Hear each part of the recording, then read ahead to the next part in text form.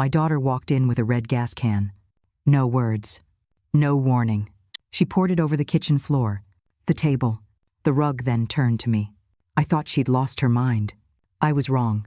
She hadn't lost anything. She came to take. Gasoline soaked through my slippers. My daughter flicked the match. It caught. The floor lit up like paper. My own daughter set me on fire because I said no. If you want to know what really happened, stay with me until the end. Before diving into this shocking mystery, God will bless you if you write amen in the comments, and if you love thrilling, breathtaking stories, don't forget to subscribe. I never thought I would see the day when the child I brought into this world would look me in the eye and wish me harm. Even now, saying those words feels like I am speaking about a stranger. But it was not a stranger. It was my Rebecca, my only daughter. My name is Helen Carter, and I have lived in Maple Falls, Vermont, all my life. If you drive down Main Street in the fall, you will see rows of sugar maples dressed in deep crimson and gold, their leaves tumbling onto sidewalks like nature's confetti. The air smells faintly of wood smoke, and the whole town seems wrapped in a quilt of warmth and familiarity. I used to believe nothing truly bad could happen in a place like this. I was wrong. I raised Rebecca on my own after her father, Samuel, is passed away in a logging accident when she was just 4 years old. Life was not easy, but we made it work. I worked at the local diner for more than 2 decades, serving coffee to farmers at dawn and pie to travelers passing through. Every paycheck went toward keeping a roof over our heads this house, the one Samuel built with his own hands before Rebecca was born. The porch is worn smooth from years of footsteps, and the kitchen smells of the cedar cabinets Samuel carved himself. It is not just a house. It is our history. Rebecca used to understand that, when she was a little girl, she would curl up beside me on that porch swing, asking about the day her daddy built it. I would tell her stories until she fell asleep with her head on my lap, the crickets singing in the background. We were close, closer than most mothers and daughters I knew. I believed we had a bond that could weather any storm. Things began to change about a year ago. She met a man named Jake Miller. At first, I was polite, welcoming. Even, I wanted her to be happy. But there was something about Jake I could not put my finger on. He had a smile that never reached his eyes, and he always seemed to be in a hurry, talking fast, checking his phone, like he was chasing something he could never quite catch. He wore expensive sneakers and a leather jacket, but never seemed to have a steady job. Then came the first time she brought up the house. We were sitting in the kitchen, drinking tea, when she leaned forward and said, "Mom, you should put the deed in my name now. It'll make things easier later." I laughed it off. Easier for who? Sweetheart. She didn't smile. For both of us. If something happens to you, there won't be any paperwork or delays. Jake says. I interrupted, my heart sinking. Rebecca, and this house is all I have. It's your inheritance, but not while I'm still living in it. Her lips tightened. You don't trust me. It's not about trust, I said gently. It's about protecting what your father built. Once that deed changes hands, it could be sold. Mortgage things you might regret later. She didn't answer. She just finished her tea in silence, eyes fixed on the table. From that day forward, something shifted between us. She brought up the house again and again, sometimes in passing, sometimes in heated arguments. Each time I refused, her patience thinned. I began to notice she came by less often unless Jake was with her, and when they did visit, they spoke in low voices in the corner, their heads close together. Stopping when I walked in, I told myself it was nothing, that she was just frustrated with me for being stubborn. But in the quiet hours of the night, when the wind rattled the windows and the house creaked like it was breathing, I felt the cold edge of fear pressing in. And then came the night that fear became reality. But before I tell you about that night, the smell of gasoline, of the look in her eyes, I need you to understand something. I loved my daughter more than life itself. Every choice I made, every penny I saved, every sacrifice I endured was for her, which is why the betrayal cut so deep. This is not just a story about a mother and daughter. It is about how love, when mixed with desperation and greed, can turn into something unrecognizable. It is about how quickly the lines between family and enemy can blur until you no longer know which side of the door you should fear. And it all began with one simple question. Mom, can you put the house in my name? The weeks that followed that kitchen conversation were like watching a slow, steady rain seep into the walls of a house. At first, just a faint dampness. Then, over time, a spreading stain you could no longer ignore. Rebecca stopped coming over for Sunday dinners, a tradition we had kept for years. She used to bring me flowers from the farmer's market, or a fresh loaf of sourdough from the bakery down the road. But now, the only time I saw her was when she had something to say about the house. One Tuesday afternoon, she showed up unannounced. I was out back hanging laundry, the maple leaves crunching under my feet. She walked straight to me. No smile, no small talk. Jake's been looking into the paperwork, she said, as if that were a normal thing for a son-in-law to be to do. I looked at her, the wind lifting strands of her hair. You had no right to. It's not like that. Mom, he just wants to help. He's good with numbers. You know, he says the market's up, and we could refinance, get some extra cash. You could finally fix up the porch, and maybe even take that trip you've always talked about. That trip is to the coast. Rebecca, I said, and I'd rather sit on a broken porch swing than risk losing this place. She rolled her eyes, muttering something under her breath about me being stuck in the past. But I knew it wasn't about fixing porches or trips to the coast. Jake was pulling the strings, and she was letting him. 2 weeks later, I ran into Martha Hill at the post office. Martha has lived next door to me for more than 30 years. She has a way of knowing things sometimes before you do yourself. She leaned in, lowering her voice. Helen, I don't want to meddle, but I saw Rebecca and Jake talking to that real estate agent in front of the coffee shop. Looked serious. My stomach nodded. Are you sure? As sure as I am about my own name, she said. Helen, you be careful. That man's trouble? I've heard he owes a lot of money. That night, I couldn't sleep. I kept hearing my late husband's voice, the way he used to tell me, always keep something in your name. Helen, the world can be kind, but it can also be cruel. By mid-October, the tension between us was impossible to hide. We argued in the grocery store parking lot, in front of neighbors who pretended not to notice. She accused me of being selfish. I accused her of being careless. And each time, her eyes seemed a little colder. One Saturday, she arrived with Jake in tow. He swaggered into my kitchen like he owned it, glancing around with that smug half-smile. Helen, he began, I think you've misunderstood what we're trying to do. We just want to make sure this house is taken care of. Rebecca's your only child. You can trust her. I can trust her, I said, but I don't trust you. He leaned forward, resting his hands on the table. You know, holding on to things too tightly can be dangerous. For everyone, it wasn't just the words. It was the way he said them, like a warning wrapped in honey. Rebecca shifted uncomfortably. Jake, maybe we should. No, I said firmly, cutting her off. This conversation is over. They left without another word. I stood at the window, watching them walk down the driveway. Jake's hand was on her shoulder, his mouth close to her ear. She didn't look back. The next few days were quiet, almost too quiet. No calls, no visits.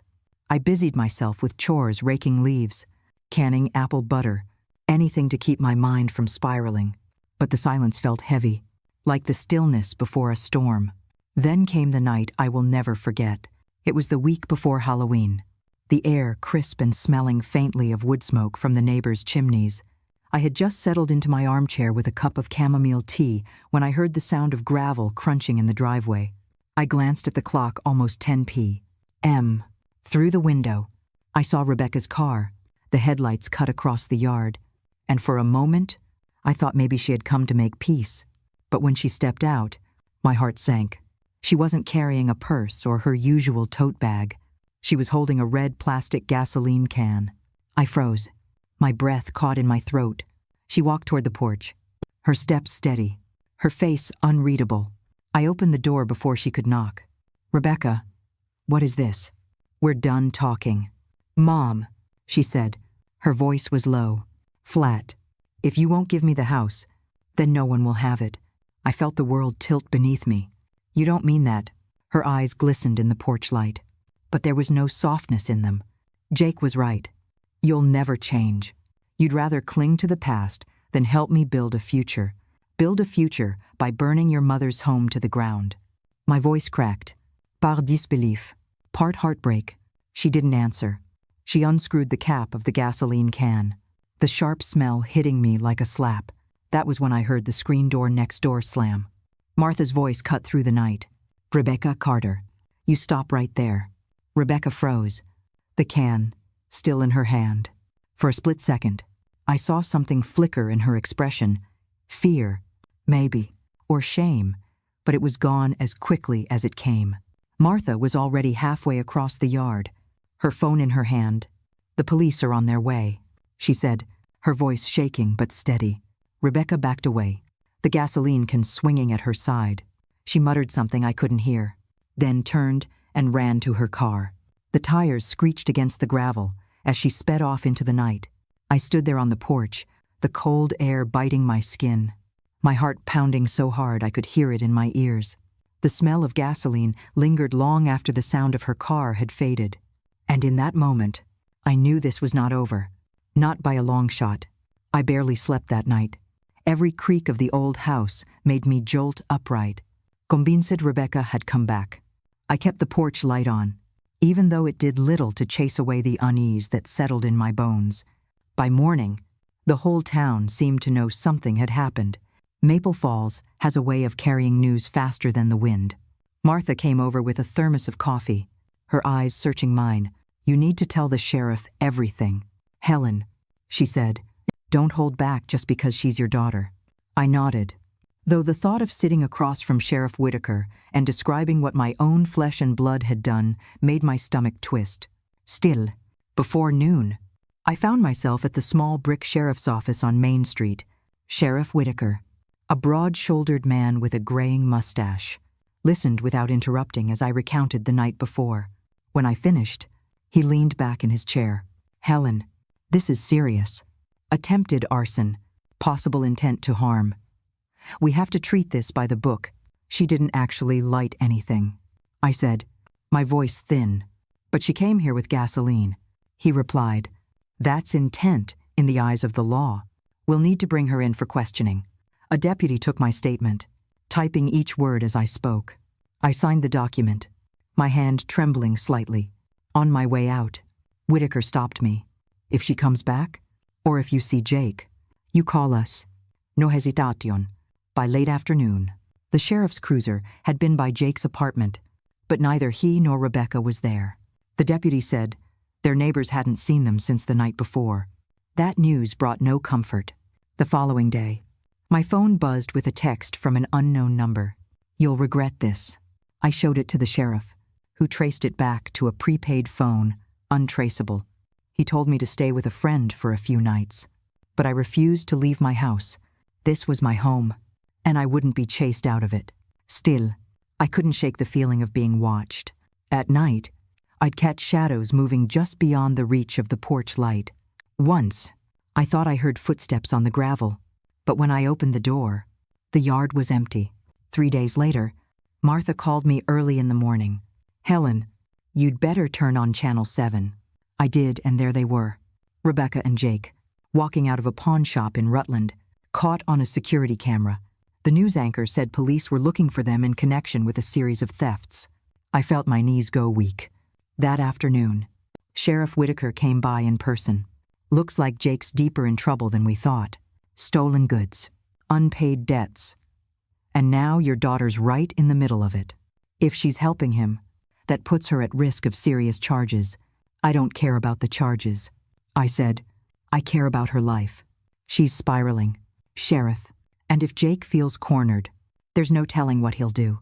The next evening, the confrontation I had been dreading arrived. I was in the kitchen, ladling stew into bowls, when I heard the sound of a car pulling into the driveway. My heart sank when I saw Rebecca's silver sedan. She got out alone this time, her hair disheveled, her eyes darting. I opened the door before she could knock. Rebecca, you need to turn yourself in. I'm not here for that, she said, her voice trembling. I need some money. Mom, please. I shook my head. If I give you money, it'll go straight to Jake, and it'll never be enough. She stepped closer, her jaw tightening. You don't understand. He's in trouble. Real trouble. If I can't get him the money, they'll... She stopped, glancing over her shoulder. They'll what? I pressed. She didn't answer. Instead, she reached into her bag and pulled out a folded sheet of paper, the deed to my house. My breath caught. Where did you get that? Her eyes filled with tears. I'm sorry. Mom, I took it last time I was here. Jake said, if we just sign it over, we can pay everything off and start fresh. Start fresh, I said, my voice rising.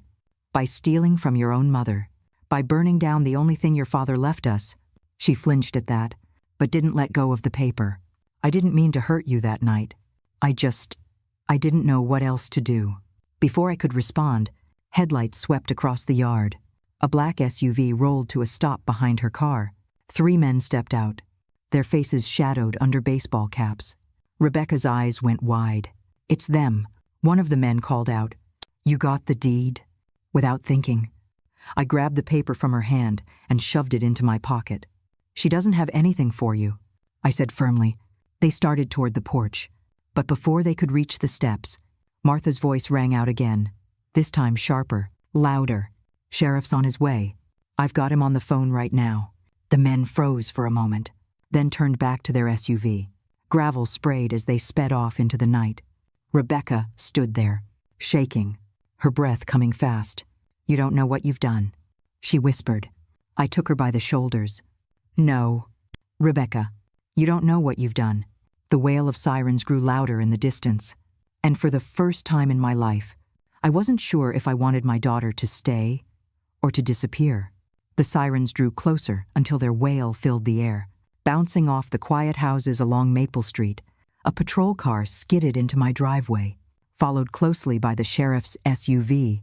In the red and blue flash of the lights, I could see Rebecca's pale face, her lips trembling. Sheriff Whitaker stepped out, one hand resting on his belt. Helen, are you all right? I'm fine, I said, though my knees still felt unsteady. But those men, they're gone. Martha called from her porch, took off the moment they heard the sirens. Whitaker turned to Rebecca. You need to come with us. Her eyes darted to me, pleading. Mom, please don't let them take me. He hesitated, the mother in me warring with the woman who had almost been burned alive just days earlier. Rebecca, I can't protect you from this. You have to tell the truth. About Jake. About everything.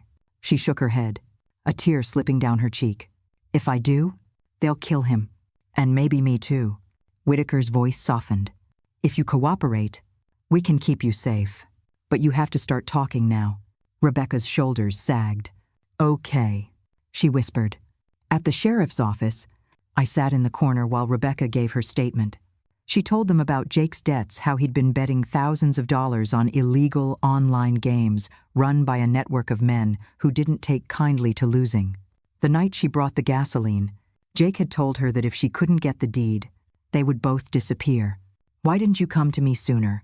I asked, my voice trembling, because I thought I could fix it before it got this far. She said, I didn't want you to know how bad it was. Whitaker leaned forward. Do you know where Jake is now? Rebecca hesitated. Maybe.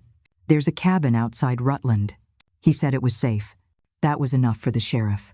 By morning, a small team of deputies was heading toward Rutland with Rebecca in the back seat, hoping to catch Jake before he vanished.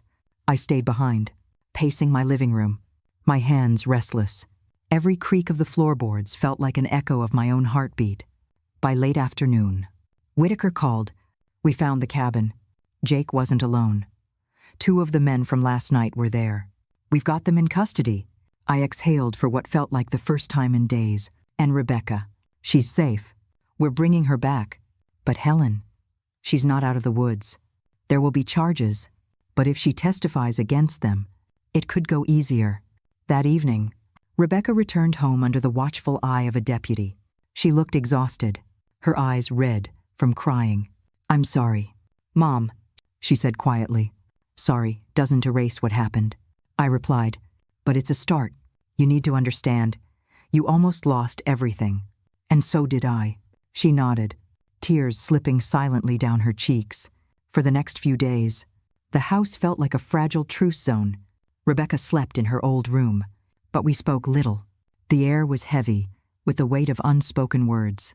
Then, 3 nights later, I woke to the sound of movement downstairs. I crept to the top of the stairs and saw Rebecca in the glow of the kitchen light, slipping her phone into her pocket. "Who are you calling?" I asked. She jumped. "No one, just a friend." But I could see the truth in her eyes. It wasn't over. The next morning, I called Whitaker. "If you're going to keep her here, I need someone watching the house," I said. He agreed, sending a deputy to park across the street. But deep down, I knew even that might not be enough. Because the thing about trouble is, once it finds you, it doesn't just knock on your door. It moves in, eats at your table, and refuses to leave quietly. And the trouble with Jake Miller was that he wasn't the kind of man to forgive or forget. The deputy's cruiser sat across the street for 3 nights in a row, its headlights off, but the faint glow of a laptop screen visible from my kitchen window. It should have made me feel safer, but instead, it felt like a reminder that danger was close enough to warrant a guard, but not close enough to catch. Rebecca kept mostly to herself, avoiding my gaze, moving through the house like a shadow. On the 4th night, I found her sitting at the kitchen table, scrolling through her phone. She didn't look up when I walked in. "Rebecca," I said gently, "you need to let the sheriff handle Jake. You can't fix this by talking to him." She glanced up, her eyes rimmelrel. "I'm not talking to him. I'm talking to someone who can make sure he never comes near us again." Her tone sent a chill through me. "Who exactly are you talking to?" She hesitated. "You don't want to know." Before I could press her, the deputy knocked on the door. "Mrs. Carter." We just got word Jake made bail. He's out." I felt the air leave my lungs. "How?" "Bail bondsman from Burlington. Paid in cash. We're guessing it came from the same guys you saw that night." Rebecca's grip on her phone tightened. "Then it's only a matter of time before he comes here." Whitaker confirmed it the next morning. "We've got a warrant to keep him away from you." "Helen, but men like Jake don't respect paper. We'll keep a car nearby, but you need to be ready for anything." That evening, a heavy fog rolled in, swallowing the street lamps in a haze. I was in the living room knitting when the power flickered, then went out completely. The house plunged into darkness. "Mom!" Rebecca's voice came from the hallway, tinged with fear. I grabbed the flashlight from the side table, its beam cutting through the dark. "Stay here," I said, moving toward the back door. Through the kitchen window, I saw movement in the yard, 3 figures, barely visible in the fog. One of them stepped closer, and even through the blur I recognized the way he moved. "Jake." I reached for the phone, but the line was dead. The cell signal icon on my phone read, "No service." Rebecca's breath was shaky behind me. They must have cut the power and the phone line. The deputy's car was gone, probably on a call. My stomach twisted. We were alone. The back door rattled as someone tried the handle. Then came the sound of metal against metal, the click of a lockpick. "Upstairs?" I whispered to Rebecca. "Go." We ran up the stairs, my flashlight bouncing wildly.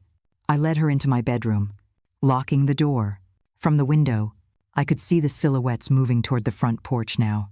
My mind raced. In the closet, I kept an old shotgun Samuel had used for hunting. I hadn't fired it in years, but I knew how. The first bang on the front door shook the house. Rebecca flinched. "They're going to get in." "Not if I can help it," I said, my voice steadier than I felt. The second bang was louder, wood splintering. I loaded the shotgun, the metallic click echoing in the room. "Mom," Rebecca whispered. "You can't." "I can, and I will." A crash came from downstairs, the sound of the front door giving way. Heavy footsteps echoed in the hallway below. I took position by the top of the stairs, aiming down. The beam of a flashlight cut through the darkness, landing on my face. "Drop it, Helen," Jake's voice called, mocking. "We just want to talk. You come one step closer, and talking won't be an option," I said, my finger tight on the trigger. He chuckled, but I heard the uncertainty in it. You wouldn't shoot me. Not with your daughter standing right here. Try me. For a long moment, the only sound was the fog-dampened wind against the house. Then, without warning, one of the men lunged forward up the stairs. I fired. The blast shook the walls, and the man tumbled backward. Swearing in pain, Jake cursed. Let's go. In seconds, the sound of retreating footsteps filled the air, followed by the slam of a car door and the roar of an engine. Rebecca sank to the floor, shaking. You could have killed him. He aimed low, I said, but I won't aim low next time. The deputy returned minutes later, lights flashing. He called for backup, and soon the yard was crawling with officers. Whitaker pulled me aside. You did what you had to do, Helen, but this isn't over. Men like Jake don't just walk away after something like this. I knew he was right, and as I watched the fog swallow the tail lights of the patrol cars, I realized something else. I wasn't just protecting my house anymore. I was preparing for a war. The morning after the break-in, the air in Maple Falls felt sharper, almost metallic, like the world itself was holding its breath. The deputies had come and gone, leaving behind a broken front door and the faint smell of gunpowder in the hallway. Rebecca sat at the kitchen table, clutching a mug of coffee she hadn't touched. He's not going to stop, she murmured, more to herself than to me. I poured a cup for myself, leaning against the counter. Then we don't just wait for him to come back. We find a way to end this. She looked up, startled. What do you mean? The sheriff's already.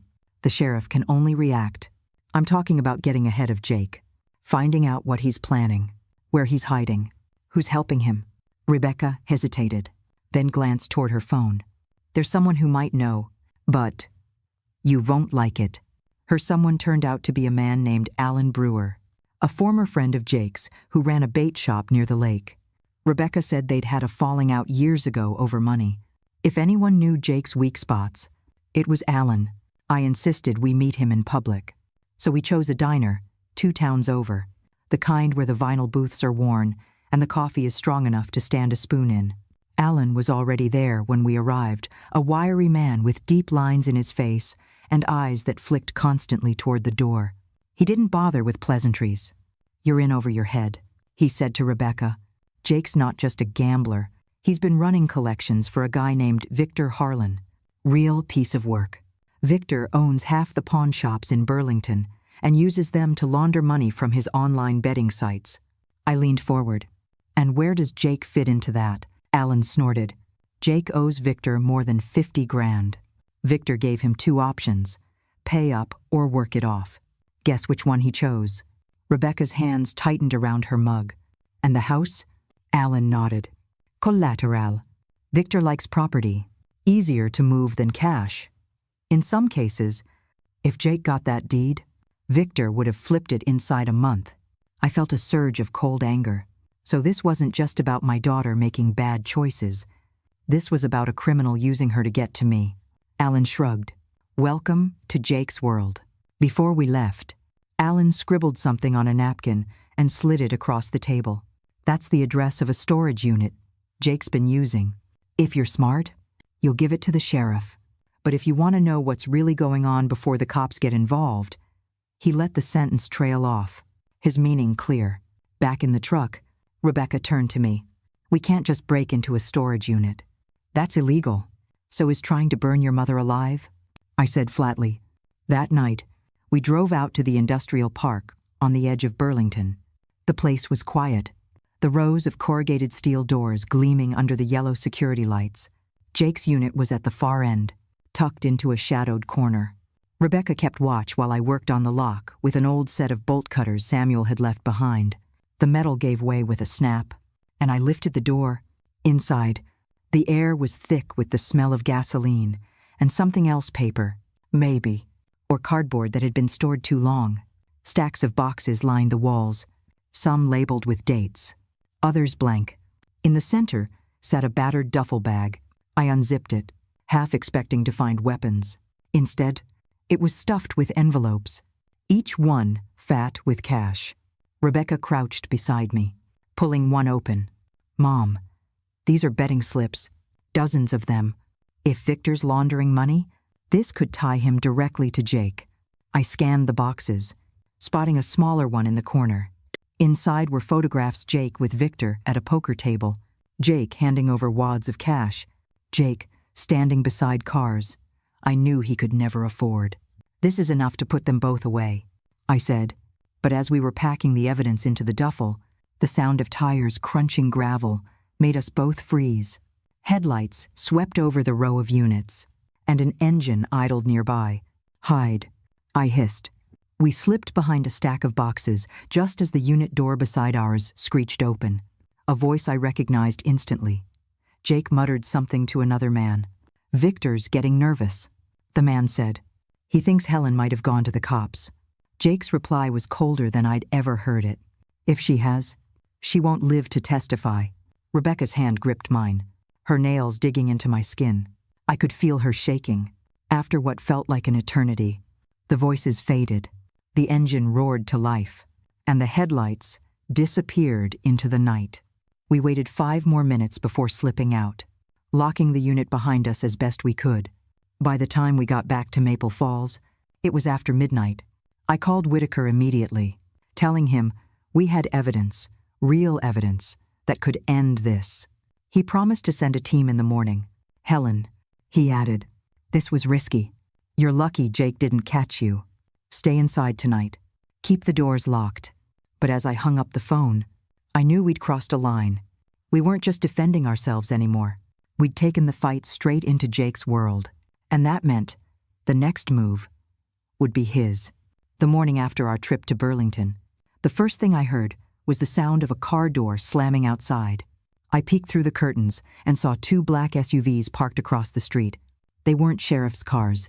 Rebecca came into the room, still in her pajamas, rubbing her eyes. "What's going on?" "Stay away from the windows," I said. One of the SUV doors opened and a man stepped out tall, broad-shouldered, with a shaved head and a leather jacket. He looked around like he owned the street. Another man joined him, talking into a phone. Even from a distance, I could tell they weren't here to sell cookies. I grabbed my phone and called Whitaker. "We've got company. 2 black SUVs. No plates." His voice sharpened. "Helen, get out of the house. Now, we're on our way." But as I turned toward the back door, the roar of engines came from both ends of the street. Another pair of SUVs blocked the road. We were boxed in. Rebecca's voice shook. "Mom, that's them. Victor's guys." I scanned the room, my mind racing. If Whitaker couldn't get here in time, we needed another way out. Then I remembered the old root cellar under the kitchen. Samuel had built it decades ago, hidden beneath a trapdoor. "Come on," I said, pulling Rebecca toward the kitchen. We slipped into the narrow space, the air damp and cool. I pulled the trapdoor closed just as footsteps thundered onto the porch. Through the thin wood, I could hear the front door splintering. "They're here somewhere," a voice said. Rebecca's hand clamped over her mouth to stifle a sob. I wrapped an arm around her, forcing my own breathing to slow. Minutes felt like hours. Boots pounded across the floor above us. Furniture scraped. Drawers slammed. One man laughed a low, ugly sound. "Check the basement." Someone called. My heart stopped. But before they could find the trap door, a distant wail of sirens cut through the air. The footsteps retreated. The front door banged again, and engines roared to life. We stayed hidden until Whitaker himself opened the trap door, his face tense. "They're gone for now." That for now stuck with me. Back in the kitchen, Whitaker looked at me hard. "Helen, it's not safe here. They're not going to stop until they either get that evidence or silence you. We need to move you somewhere secure." I hated the idea of leaving my home, but I could see the truth in his eyes. Rebecca and I packed what we could into 2 duffel bags. Whitaker led us to an unmarked police SUV and drove us to a cabin deep in the Green Mountain National Forest. "This is an old ranger's station," he explained. "Off the grid. No cell service. No easy way in or out. You'll be safer here." For the first time in days, I felt like I could breathe. But safety was a fragile illusion. On the second night, a knock came at the cabin door. Whitaker had told us no one would come without warning. I grabbed the shotgun and called out, "Who is it?" A familiar voice answered, Alan Brewer. Open up, it's important. Rebecca moved toward the door, but I stopped her. How did you find us? Alan stepped into the light from the window. I've got a friend in the sheriff's office. Jake knows you took the duffel bag. He's furious, and he's planning something big tonight. What kind of big? I asked. Alan's jaw tightened. He's going after Victor. Says if he takes Victor down himself, the rest will back off. But that's not how these guys work. If there's blood, there'll be more blood. And if he can't get to Victor, his eyes met mine. He'll settle for you. I felt the old, cold anger rising again. Then we have to end this before he does. Alan hesitated. I know someone who can help. Ex-cop. Knows the players in Burlington's underworld. Name's Frank Delaney. But he doesn't work for free. Rebecca spoke up for the first time. We have cash. From the duffel. Alan's eyes narrowed. Then we might have a chance.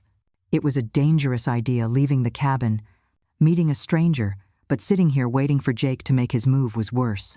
An hour later, Alan was driving us down a narrow logging road toward the edge of Burlington. The city lights glimmered faintly in the distance.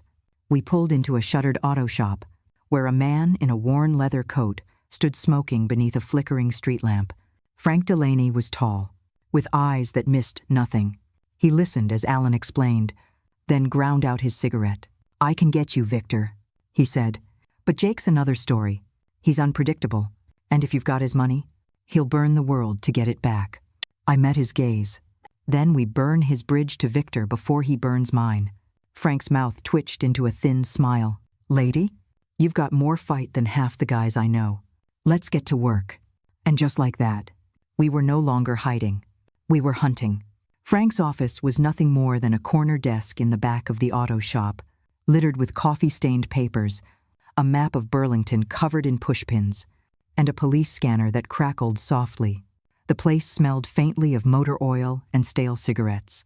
Victor's the spine of this operation, Frank began, tapping the map. Cut him out. The rest of the network will scatter. Jake's got no money, no protection, and no reason to stay in Vermont if Victor's gone. Rebecca leaned forward. So what's the plan? Frank smirked. We make Victor believe he's meeting with a buyer for one of his pawn shop specials, the kind that's really a front for laundering cash. Except the buyer is me. You two. He glanced at Rebecca and me. You stay out of sight. Alan will run backup. I shook my head. I'm not sitting this one out. This isn't a debate. Frank said. Victor's dangerous. He's not going to flinch at hurting a woman, especially one connected to Jake. Alan, who had been leaning against the wall, finally spoke. She's got more skin in this game than any of us. If she wants in, she's in. Frank sighed, muttering something under his breath. Fine, but you do exactly what I say. The plan was set for the following night. Frank would arrange the meeting at an abandoned warehouse near the Burlington docks, a place Victor was known to use for off-book transactions. Alan would position himself outside as a lookout, and I would hide in a storage room with a recording device and ready to capture anything Victor said that could be used in court. Rebecca insisted on coming too, despite my protests. I'm the only one Jake will talk to if he shows up, she said. That night, the docks were quiet except for the faint slap of water against the pilings. The warehouse loomed ahead, its windows dark, the metal siding streaked with rust. Inside, the air was damp and smelled of salt and oil. Frank met us by the entrance, his expression tense. Victor's already here. Stay sharp. From the shadows, I could see Victor, a stocky man in a tailored coat, his bald head gleaming under the single overhead light. Two of his men stood nearby, their hands in their jackets. Frank walked up casually, exchanging a few words about the merchandise. Then Victor's eyes narrowed. You're not the usual guy. Times change. Frank replied smoothly. You want to move this product or not? As they talked, I slipped into the side room with Rebecca, closing the door just enough to see through the crack. I started the recorder, my hands trembling. It was going well, until the side door of the warehouse slammed open. Jake strode in, his eyes scanning the room until they landed on Rebecca. You've got to be kidding me, he snarled. You brought her here. Victor's gaze swung between them. Her. This is the one you've been chasing.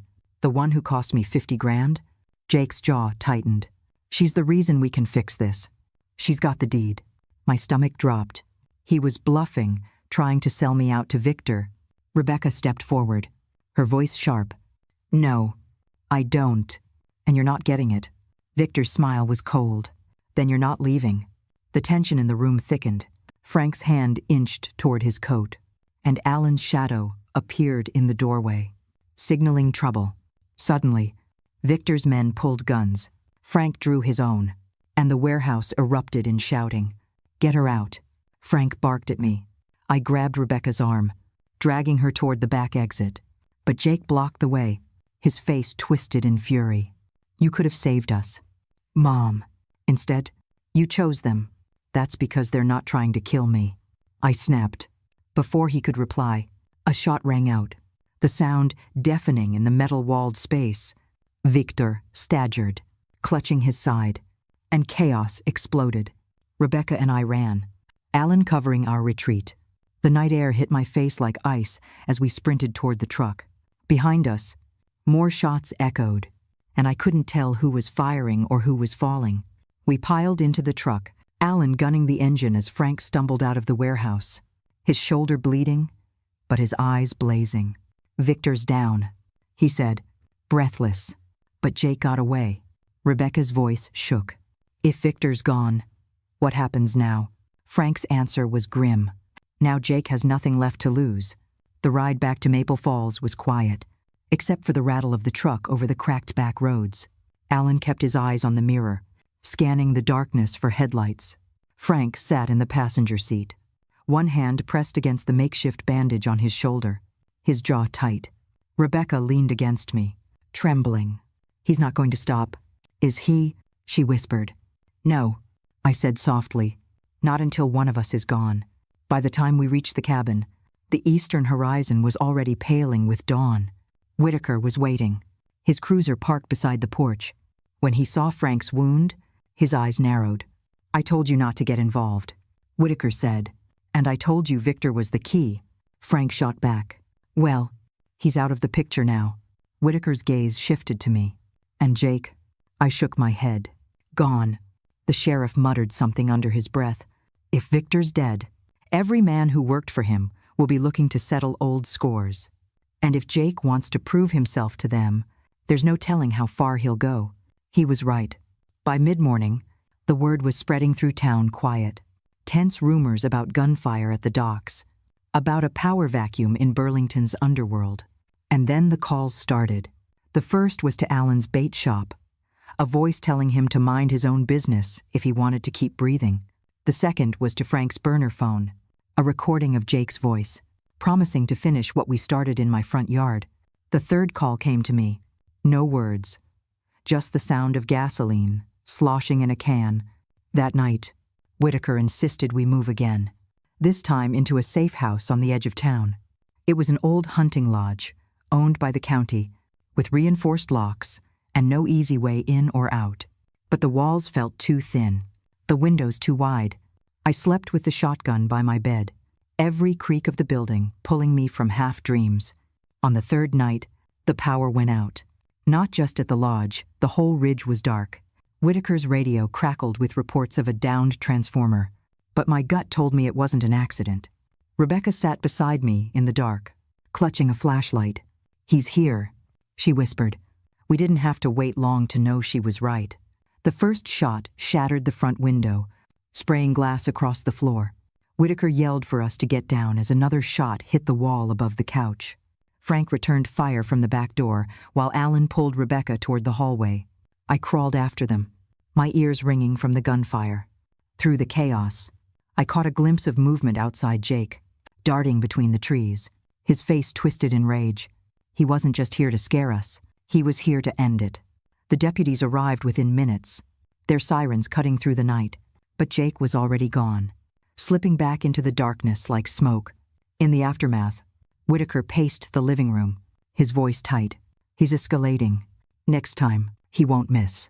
We need to take him before he takes you. How? I asked. We can't exactly lure him out with an open invitation. Frank, leaning against the wall with his arm in a sling, spoke up. No, but we can make him think he's cornered you. Desperate men make mistakes. I didn't like the sound of it, but I knew we were out of options. Jake wasn't going to disappear on his own, and the longer we waited, the more people would get hurt. We spent the next day setting the trap, a fake meeting at an abandoned barn outside of town that worded carefully, so it would reach Jake through one of his few remaining contacts. We'd make it look like Rebecca was willing to trade the deed for his protection. Rebecca hated the idea. What if he just takes me? He won't get the chance. Frank said, "We'll be waiting." As the sun dipped below the mountains, we took our positions, Whitaker and 2 deputies hidden in the loft, Alan and Frank at the rear doors, and me with Rebecca in the center of the barn, the bait in plain sight. Hours passed in silence. The only sound, the wind rattling the tin roof. I was starting to think he wouldn't show when the front doors creaked open. Jake stepped inside. His eyes locked on Rebecca. "You finally came to your senses." "Something like that," she said, her voice steady despite the tremor in her hands. He took a step closer, and that was when Whitaker gave the signal. The deputies moved fast, but Jake was faster, ducking behind a beam, pulling Rebecca toward him. A gun pressed to her side. "Back off," he roared. "Orchides." The barn erupted in shouting, guns drawn on both sides. My heart pounded so hard I could hear it in my ears. This was it. The endgame. The air inside the barn felt heavy, thick with the smell of hay, dust, and gun oil. Jake's arm was locked around Rebecca's neck, his gun digging into her ribs. Her eyes found mine for a split second, wide and pleading. But I forced myself to stay calm. Whitaker's voice was low and steady. "Jake, let her go. You're not walking out of here unless you do." Jake's laugh was sharp, almost manic. "Oh, I'm walking out, but she's coming with me." Frank edged forward from the shadows, his tone icy. "You're out of friends, Jake. Victor's gone. Your crew's gone. You've got nothing left but bad choices." "Then I guess I'm used to it." Jake spat. Rebecca winced as he tightened his grip. "Jake, please. This isn't the way." "Shut up." His voice cracked, the desperation in it clear now. "You think I wanted any of this? I just needed one break. One chance to get ahead. But everyone, Victor, your mom, even you just stood in my way." I took a step forward, my shotgun at my side but ready. "You didn't need a break, Jake. You needed a conscience. And you've run out of time to find one." His gaze flicked to me, and for the first time, I saw fear there. Not of me, but of what was closing in. "Back off, Helen," he warned, pressing the barrel harder into Rebecca's side. I met her eyes, and in that moment, I knew what I had to do. "Jake," I said, my voice steady, "if you want me, I'm right here, but you're going to have to let her go." He hesitated. "You'd trade yourself." "Yes," I said. "You and me. No one else." Whitaker hissed, "Helen," but I ignored him. Jake's grip loosened slightly on Rebecca as he processed the offer. That was all the opening I needed. "Now, Rebecca," I shouted.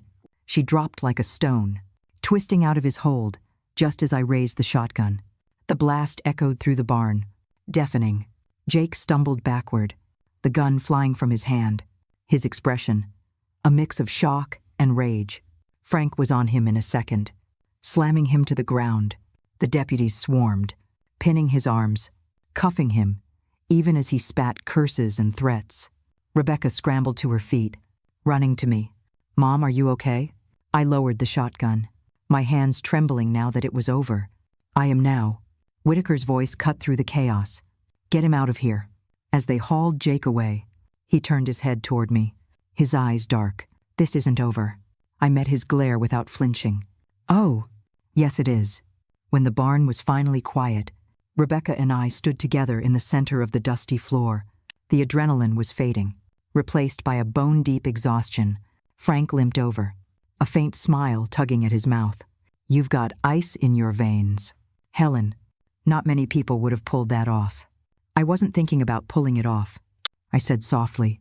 "I was thinking about saving my daughter." Rebecca's hand slipped into mine. "You did more than that. Mom, you saved both of us." Outside, the first light of dawn was breaking over the hills. turning the frost-covered fields silver. For the first time in weeks, I felt like I could breathe again. But deep down, I knew this wasn't the end of the story, because wounds like these don't heal overnight. And some scars, you carry for the rest of your life. The drive back into Maple Falls felt surreal. The streets were quiet, still dusted with the last traces of frost. But every turn brought back the memory of those black SUVs, of Jake's voice on the phone, kind of nights spent watching shadows from behind locked doors. Rebecca sat beside me in the sheriff's SUV, staring out the window. She hadn't said much since the barn. I didn't push her. Sometimes, silence is the only way to keep the fragile pieces of yourself from falling apart. Whitaker pulled into my driveway, the same one that had been broken by tire tracks and boot prints just days ago. The front door had been repaired, the windows replaced. It almost looked normal, except I knew normal didn't live here anymore. Martha was waiting on the porch, wrapped in her old wool coat. She didn't say anything at first. He just pulled me into a hug that smelled faintly of cinnamon and soap. Then she turned to Rebecca, her expression softening. "You gave us all a scare." "Honey," she said gently, "but you're home now. That counts for something."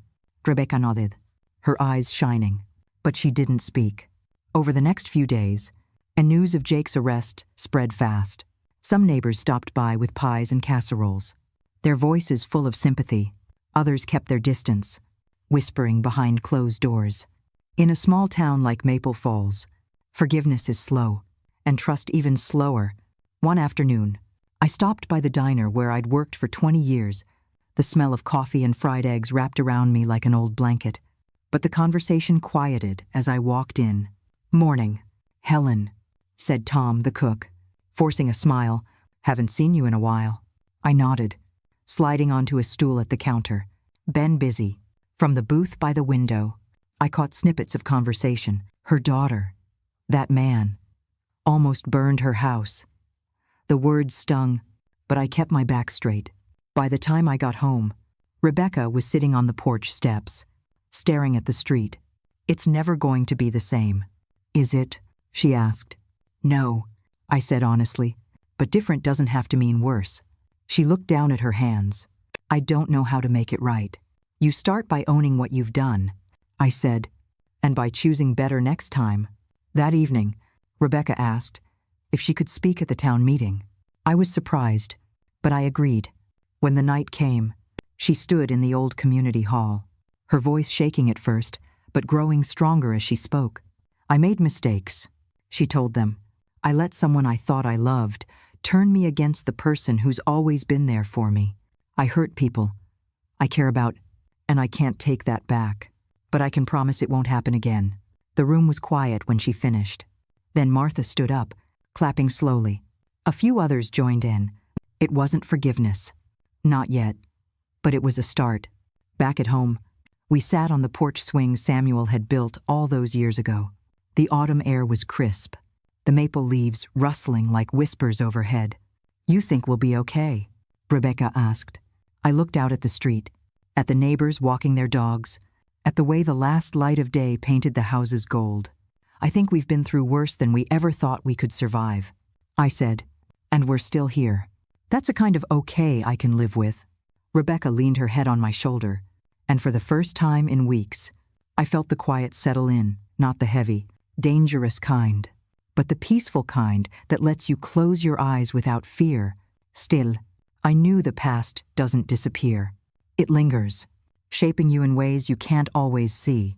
And though Jake was behind bars, the shadow he'd cast over our lives would take time to fade.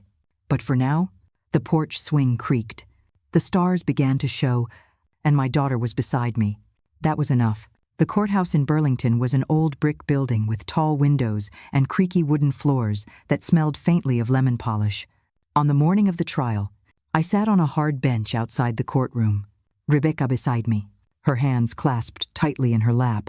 Inside, we could hear the shuffle of lawyers and the low murmur of voices. Sheriff Whitaker had offered to sit with us, but I told him I needed to face this myself. When the bailiff finally called us in, the room was already half full, reporters in the back, curious townsfolk sprinkled among them. At the front, Jake sat at the defendant's table, wearing a wrinkled suit that didn't fit, his wrists chained loosely to the chair. He didn't look at me right away, but when he did, his eyes were calm in a way that unsettled me. Not mocking, not angry, just cold. The prosecutor began with the charges: attempted arson, assault with a deadly weapon, conspiracy to commit fraud, possession of stolen property. The list felt like it went on forever. Rebecca was called first. She stood, her voice steady, as she recounted everything from the first time Jake pushed her about the house to the night in the barn. I could see the strain in her shoulders, but she didn't falter. Then it was my turn. As I took the stand, I felt every pair of eyes on me. I told them about the night I smelled gasoline on my porch, about the threats, the storage unit, the barn. My voice wavered once, but I refused to let it break. When the prosecutor was done, Jake's lawyer, a thin man with sharp glasses, rose for cross-examination. "Mrs. Carter," he began, "would you say you have a strong protective instinct toward your daughter?" "Yes," I said without hesitation. "So strong that you might misinterpret certain actions as threats." I leaned forward. "There's no misinterpreting a can of gasoline and a lit match." A ripple of murmurs moved through the room. Then Jake himself stood. "Your Honor, I'd like to speak." The judge hesitated, then nodded. Briefly, Jake turned to face me, and for a moment, I saw the charm that must have hooked Rebecca in the first place. "I'm not here to beg," he said. "I know what I did, but I wasn't working for Victor because I wanted to. I was working for him because he owned me. My father owed him money, a lot of money, and when he couldn't pay, Victor came for me." I frowned. "That doesn't excuse." "I'm not excusing it," Jake said, his voice sharper now. "I'm explaining why I came after the house. It wasn't just greed. It was survival. And Victor, he had more on me than debt." The courtroom leaned in. "He had proof," Jake continued, "that my father didn't die in that accident. Everyone believed. He was murdered, and Victor knew who did it." The words hit me like a stone in the chest. The judge rapped his gavel. "That's enough. Save it for sentencing." But I couldn't shake it. After court recessed for lunch, I found myself in the hallway with Frank. "You believe him?" I asked. Frank's eyes narrowed. "About Victor?" "Yeah." The man kept files on everyone. If Jake's telling the truth, those files might still be out there. And if they name a killer, that's leverage someone else might want. It made a terrible kind of sense. Victor's death had left a hole in the network. But his secrets, those were worth more than any cash or property, which meant Jake might still be a target, and so might anyone connected to him. That night, I sat on the porch swing, the cool air wrapping around me like a warning. Rebecca joined me, silent for a long moment. "You think he was telling the truth?" she asked finally. I stared out at the street, the lamplight casting long shadows on the pavement. "I don't know, but if he was, we might not be done with this after all." The nights after the first day in court felt longer than they should have.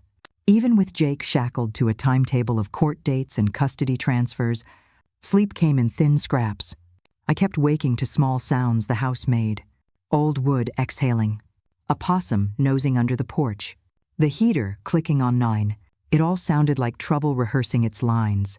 Frank called just after sunrise on the third morning. His voice was rough, with too little sleep and too much coffee. "I think the kid told the truth," he said without preamble. "About Victor and the files." I stood at the kitchen sink, watching mist lift off the maple trees. "You think Victor kept proof of everything? That was his religion," Frank said. "Insurance. Secrets are safer than money. If there is a ledger or a drive, someone will want it more than they want Jake. That makes it your problem and mine. I am finished being somebody's problem," I said, surprising myself with the steadiness of it. "Good," Frank said. "Then let's go collect our insurance." We met at the auto shop and spread a county map across his scarred desk. Alan arrived with a paper sack of cinnamon donuts and black coffee that would take the varnish off a church pew. He chewed in silence as Frank pushed pins into the map, little red dots at every pawn shop Victor had owned, a blue one at the warehouse where he died. "Victor's people are spooked," Frank said. "Half the shops went dark. One stayed open. Harbor Pawn, down by the river. Manager's name is Nora. Used to be Victor's bookkeeper before she learned to keep her head down. You trust her? I asked. I trust fear, Frank said. It makes folks talk. Harbor Pond sat between a shuttered bait store and a laundromat that smelled like warm lint. Inside, rows of guitars hung like tired birds. A bell chimed when we stepped in. A woman in her 50s with sharp eyes and a cardigan, 2 sizes too big, glanced up and immediately looked past us, like we were trouble, and she had learned not to stare at trouble. Nora, Frank asked. Easy as a Sunday greeting. She didn't answer. I just motioned us toward the back. In a small office with a metal desk and a fan that did not turn, she finally closed the door and spoke. I don't want any part of this, she said. I liked a paycheck. That's all. I believe you, I said. We like breathing. That's all. Something in my voice softened her a notch. She tapped a pen against the desk. Victor kept 2 sets of everything, she said. Paper for show. Flash drives for when things went sideways. He had a back room at Lakeview Loans across town. A safe with a combination and a key.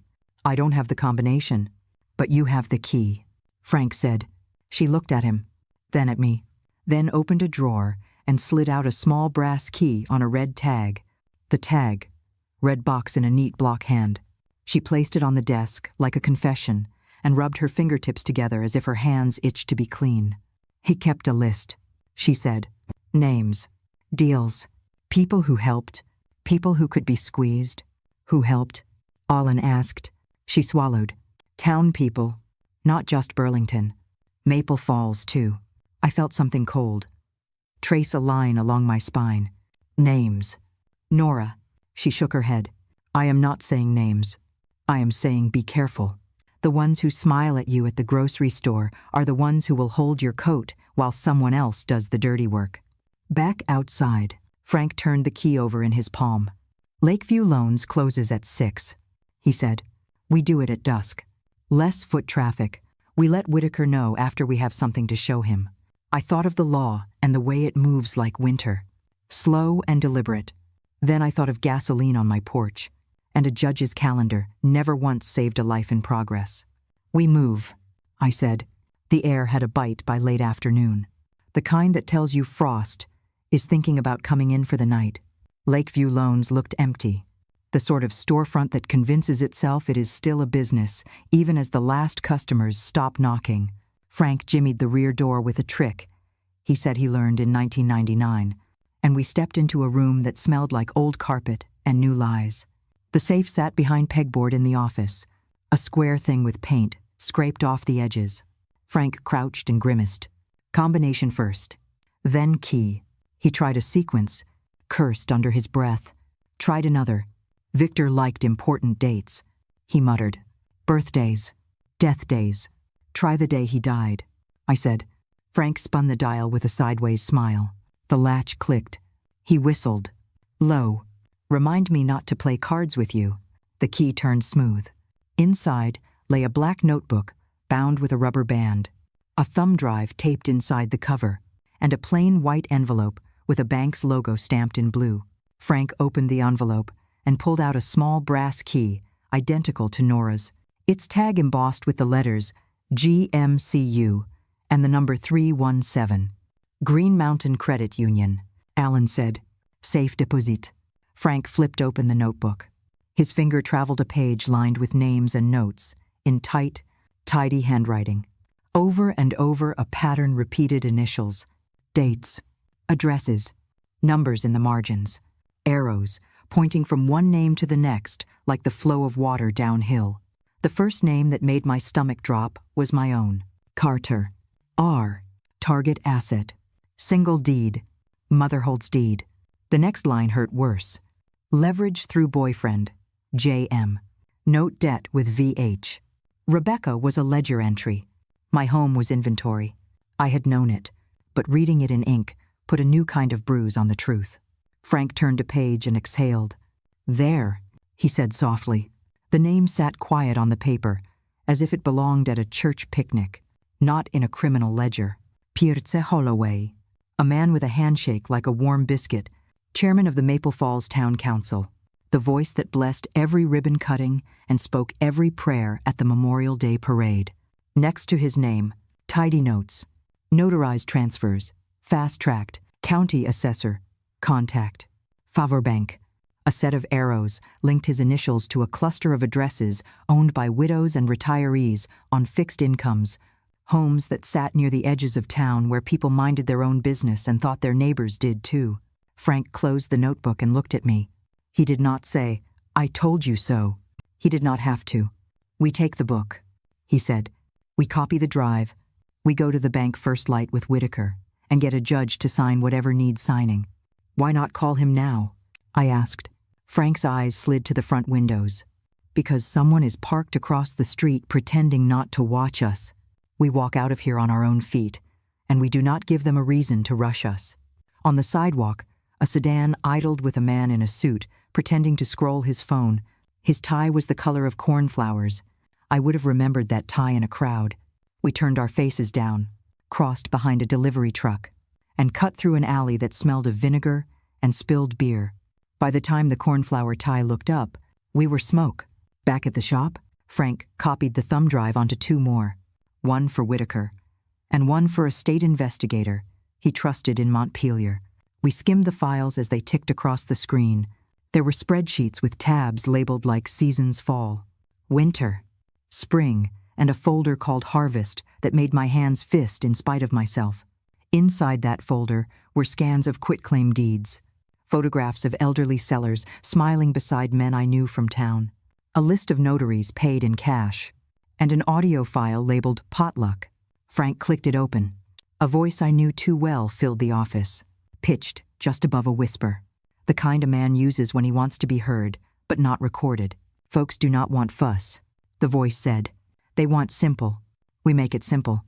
A signature here, a stamp there, a donation to the firehouse dinner, and everybody goes home feeling like they did a good deed." Pierce Holloway, at a church basement or a Grange hall, by the sound of plates and folding chairs in the background. Another voice answered, one I did not recognize. And if someone refuses, a pause, a clink of ice in a glass. Then we help them understand the cost of refusing. I turned and stared at the old rotary phone on Frank's desk as if it had spoken the words. I had grown up believing men like Pierce were the floorboards of a town you stood on them, and they held. Now I saw dry rot, where I had laid my trust. Frank ejected the drive. "Tomorrow," he said, "we visit a judge, then we visit a bank." We slept in shifts, if you could call it sleep, and by mid-morning, Whitaker had a judge on the phone who owed him a favor and an emergency order in his hand. He did not ask many questions. He had been a small-town lawman long enough to recognize the sound of a dam cracking. The Green Mountain Credit Union smelled of new carpet and lemon cleaner. A young woman at the desk tried to smile. Whitaker placed the court order on the counter, and an older manager with a tie like a noose appeared, reading the paper with lips pursed. He led us to a small room where the vault door sat round and calm as a full moon. Box 317 slid out silent. Inside lay another black notebook, slimmer than the first. The same tidy hand on the first page.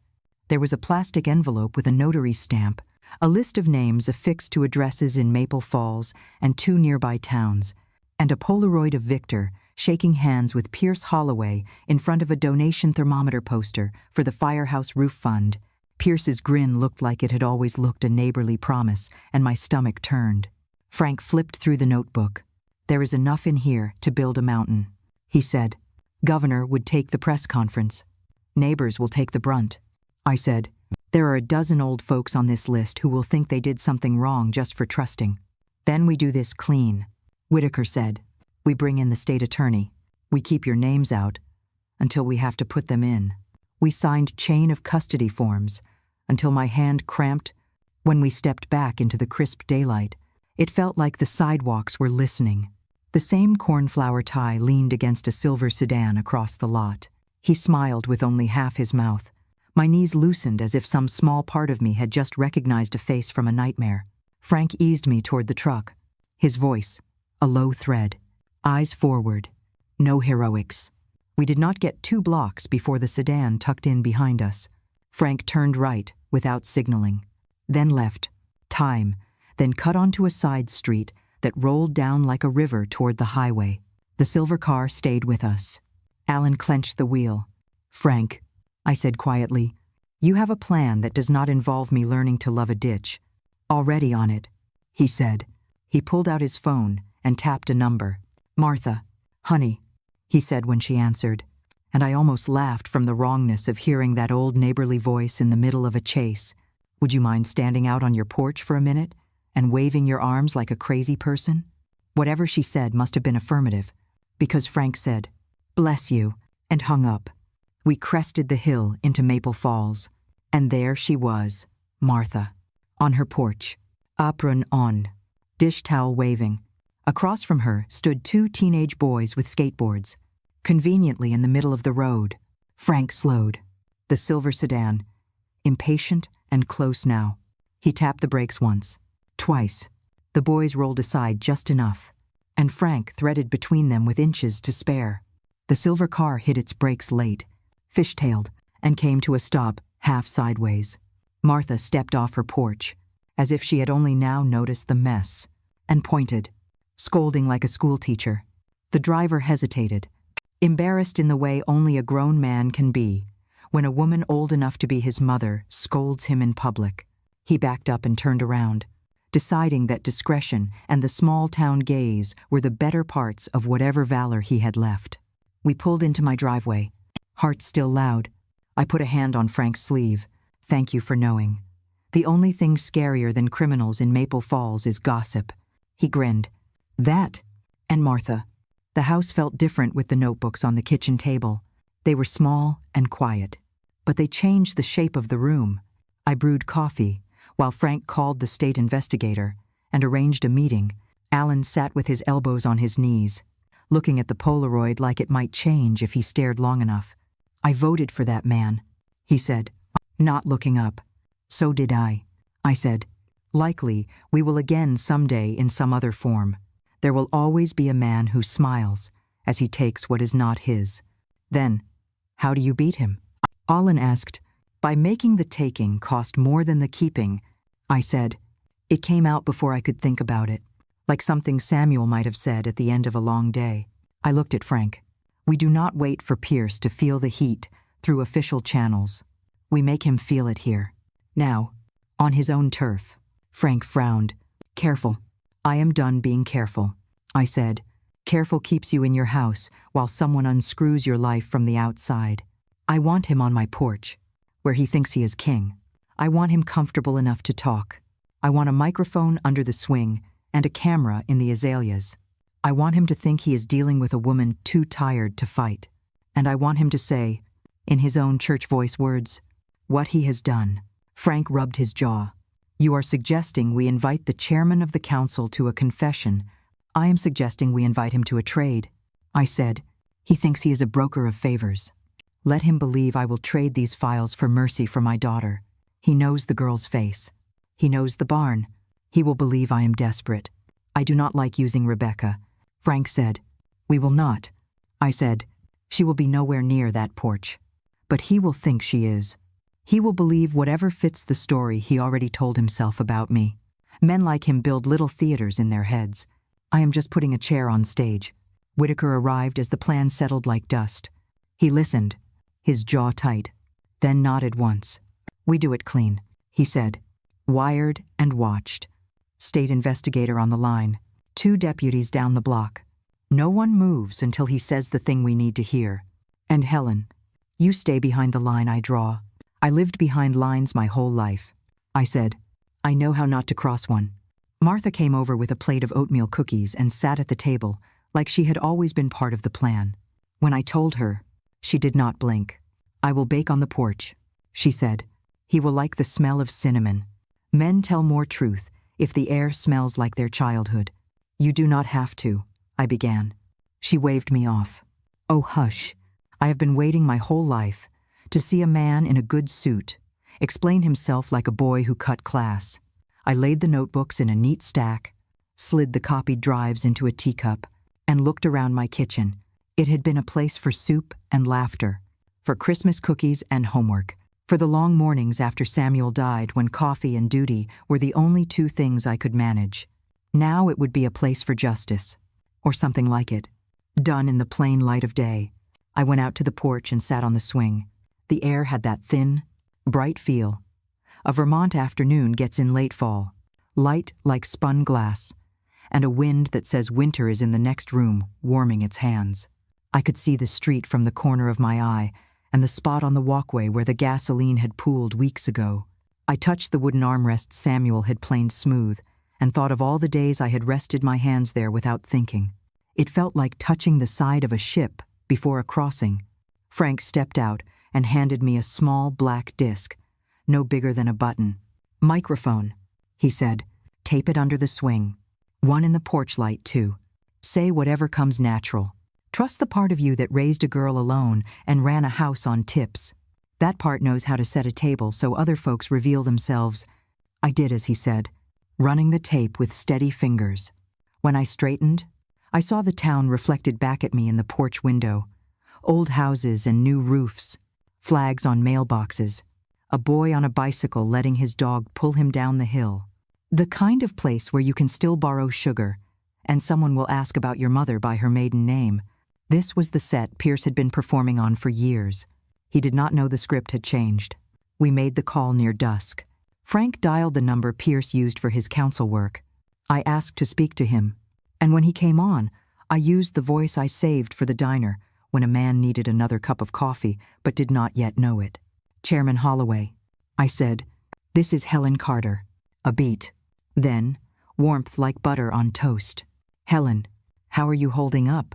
"Dear, I am tired," I said, "and I am tired of my daughter being dragged through the mud when this whole mess started with men who should have known better.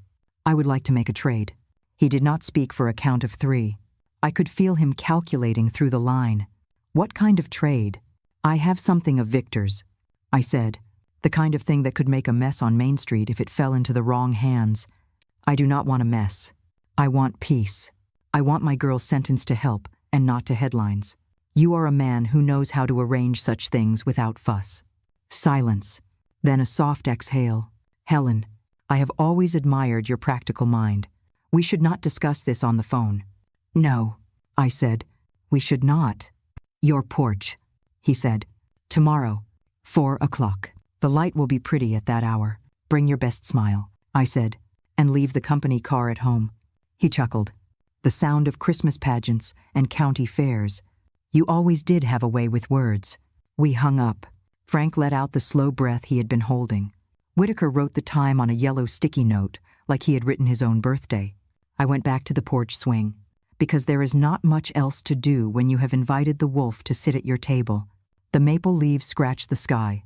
The last warm band of sun rolled across the yard, like blessing and warning both, and the cedar rail under my hand felt strong in that quiet, steady way old wood does. I closed my eyes and pictured Pierce's face, the way his jaw worked when he smiled, the wet shine of his eyes when he told stories about this town. He claimed to love.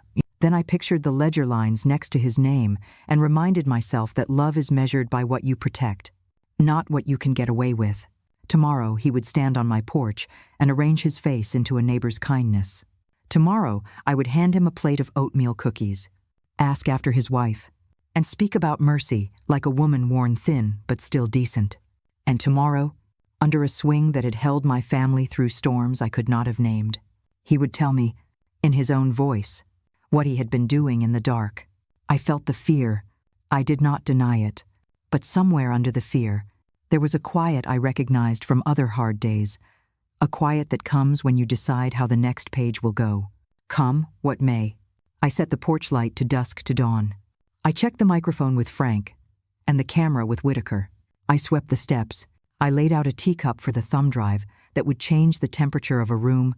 I baked a batch of cookies with Martha and tucked a half-dozen aside for after, when the house would feel strange and empty for an hour, while men in uniforms took notes. When the oven timer dinged, Martha squeezed my hand. "I always knew you were made of hickory," she said. "I am just a woman with a swing and a ledger," I said. She smiled, that small, satisfied smile of hers. "That is more than most men ever have." Night fell.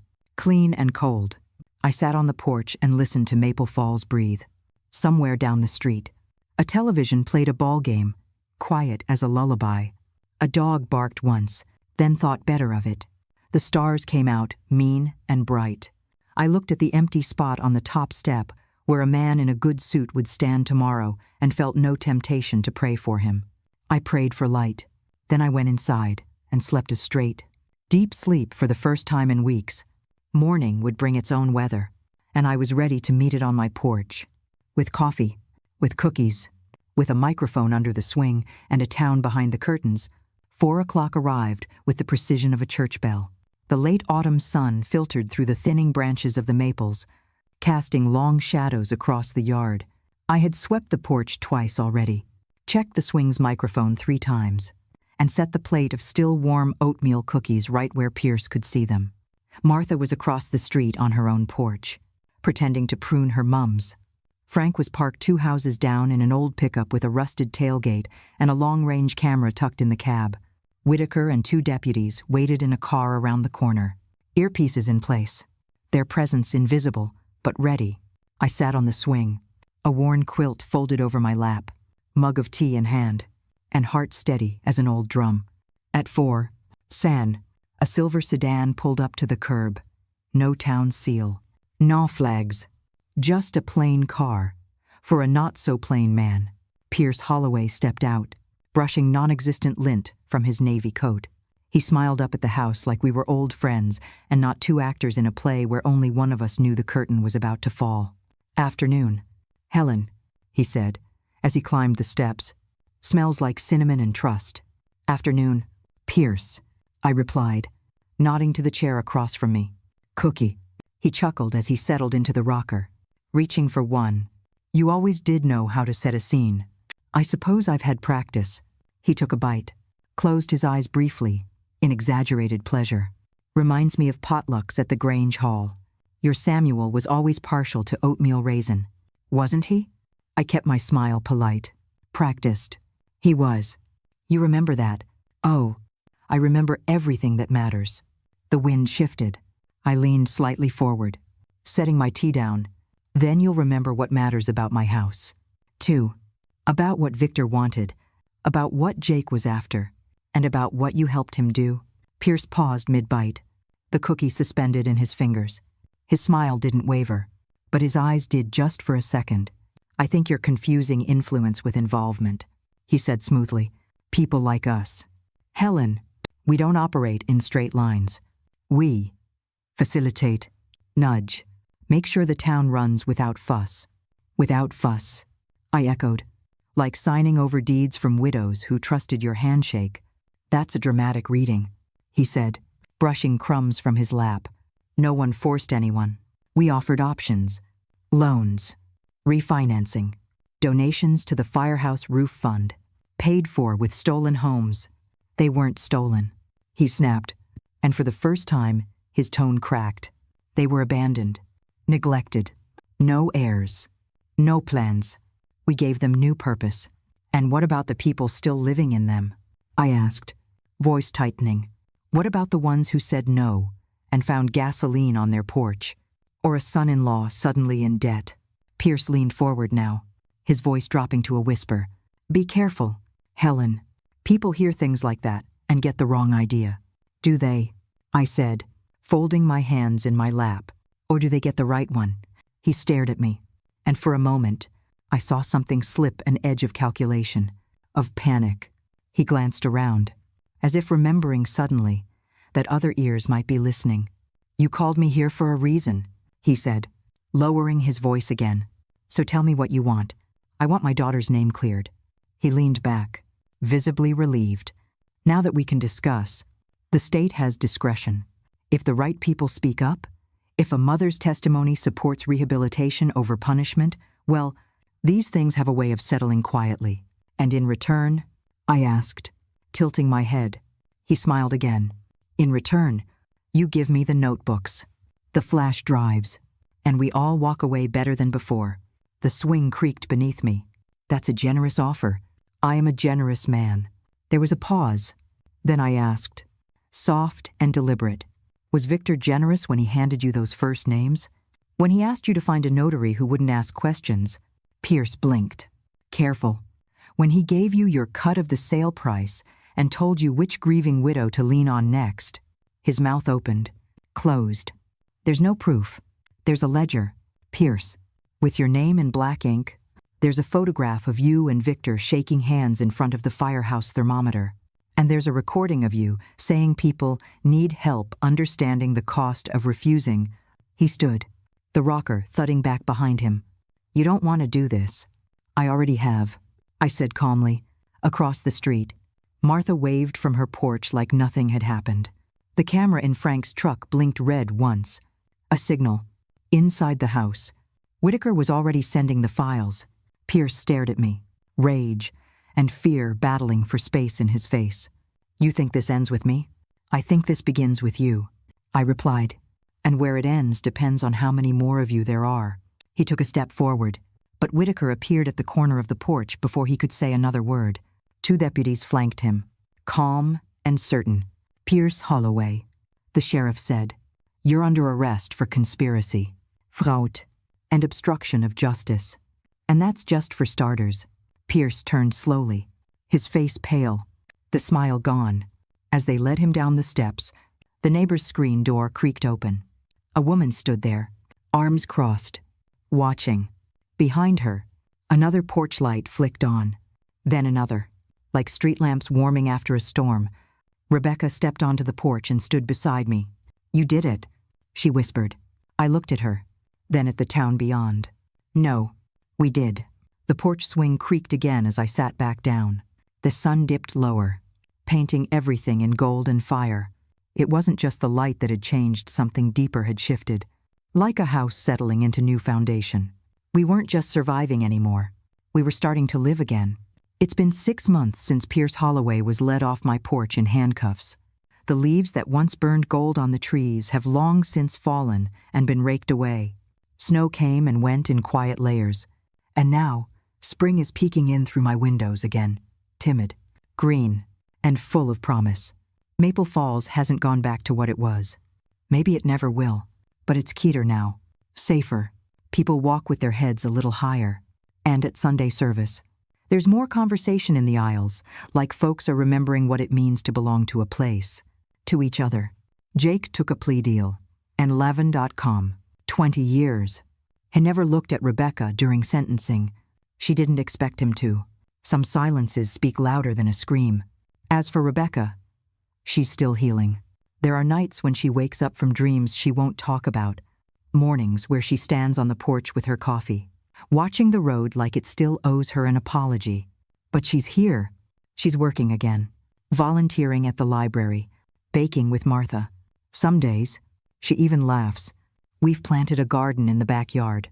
Nothing fancy, just tomatoes, herbs, and sunflowers. The same things Samuel used to grow when we were young and broke and full of dreams. Watching Rebecca dig her hands into the earth again, watching her rebuild something, has been the quietest miracle of all. And me, I still sit on the porch most afternoons. Tea in Hunt, swing creaking beneath me. The microphones are gone. The porch light is just a porch light now. But the strength, that stayed. I've learned a lot in these past months. About people, about power, about what happens when you speak up, and what happens when you stay quiet too long. But most of all, I've learned this. Family doesn't mean perfection. It doesn't mean you'll always be safe, or that the people you love won't ever break your heart. It means you keep showing up. You keep choosing to protect, even when protecting looks like standing firm instead of giving in. You fight, not just for each other, but for who you can still become, together. So if you're listening maybe from a small town like mine, maybe from a porch of your own, I hope you remember this. No matter how dark the world gets, no matter how far someone you love might fall, there is always a path back. Sometimes that path starts with a cookie on a plate. Sometimes it starts with a hard truth. But it always begins with love that refuses to give up. What did you feel while listening to this story all the way through? If it touched your heart, leave the number 1 inch. The comments. If you didn't feel connected to it, feel free to write 0 Every piece of feedback means a lot to me, because it's thanks to you that I can keep going. It's from your responses that I draw the energy to tell the next chapter a new story is coming. Even deeper, even more moving. And I truly hope you'll be there to listen with me,